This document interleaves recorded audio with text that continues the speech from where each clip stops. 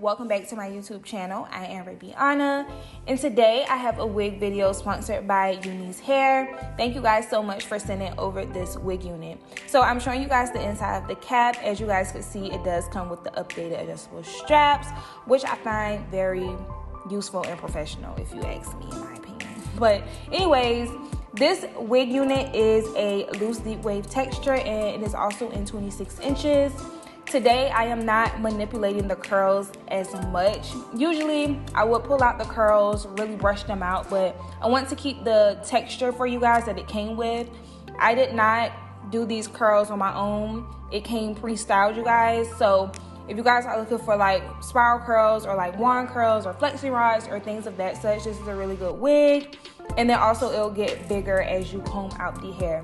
But in this video, I'm very much styling this hair without manipulating the curls. I'm trying to, and you will see me throughout the video, basically do my baby hairs and basically style this wig unit without touching the curls too much. So this was a very easy install, you guys. If you are looking for any products, make sure you guys check out my Amazon storefront where I have all of the products that I use in all of my videos down below.